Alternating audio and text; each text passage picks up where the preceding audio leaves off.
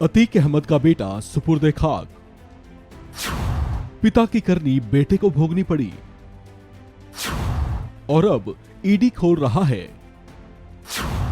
अतीक के 500 करोड़ के crime empire की पोल।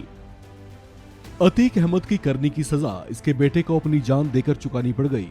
असद अहमद उमेश पाल केस में मोस्ट वांटेड था और जिसे यूपी एसटीएफ की टीम ने उत्तर प्रदेश के झांसी में एक मुठभेड़ के दौरान मार गिराया था, उसे शनिवार को कसरी मसरी कब्रिस्तान में सुपुर्दे खाक कर दिया गया। इसके जनाजे में बहुत से लोग शामिल हुए, लेकिन वो बाप ही शामिल नहीं हो सका, जिसकी वजह से असद अहमद ने जुर्म की दुनिया में कदम रखा और मारा गया। अतीक अहमद अपने मरे हुए बेटे का न तो आखिरी बार चेहरा देख सका और न ही उसकी कब्र को मिट्टी दे सका।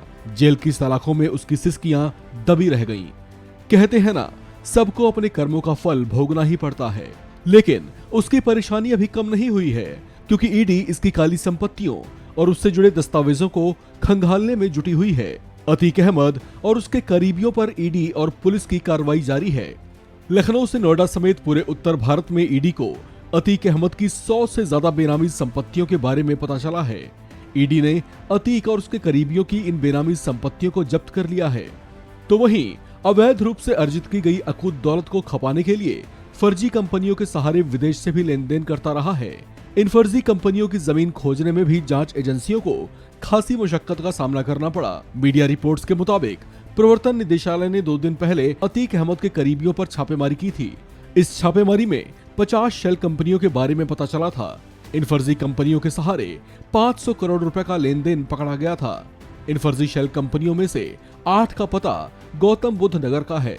इसके बारे में और जानकारी जमा करने के लिए जब जीएसटी की 3 टीमें गौतम बुद्ध नगर पहुंची तो वहां उन्हें झुग्गी झोपड़ी, खाली मैदान और कब्रिस्तान मिला।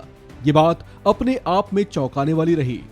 अतीक अहमद के परिवार के अलावा ईडी इसके जानकारों और रिश्तेदारों के यहाँ भी छानबीन कर रही है। अतीक अहमद के करीबी कहे जाने वाले वकील खान, सौलत हनीफ और बिल्डर खालिद जफर समेत कई कारोबारियों के 15 ठिकानों पर छापेमारी की गई थी।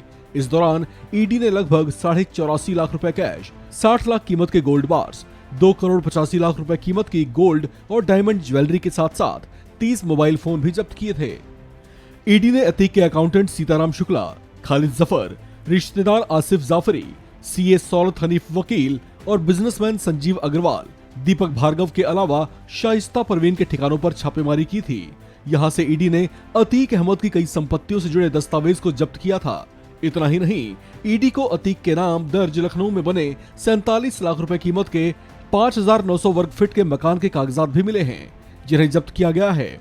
आपको बता दें कि अतीक अहमद ने इस प्लॉट को साल 2013 में अपने नाम मात्र 29 लाख रुपए में लिखवा लिया था, जबकि उस समय जमीन का सर्कल रेट 47 लाख रुपए था। वहीं प्रयागराज के सदर में बना हुआ मकान भी ईडी ने जब्त किया है। गौरतलब है कि अतीक ने साल 2012 से 2017 के बीच लखनऊ से लेकर प्रयागराज तक 100 बेनामी संपत्तियां बना ली थीं, जिसके दस्तावेज अब ईडी के हाथ लग चुके हैं। लिहाजा काले कारनामों की बदौलत बनाई गई संपत्तियां अब जांच के दायरे में हैं, जिन्हें कुर्क भी किया जा सकता है। इस खबर में फिलहाल इतना ही। बाकी अपडेट्स के लिए बने रहिए वन इंडिया हिंदी के साथ।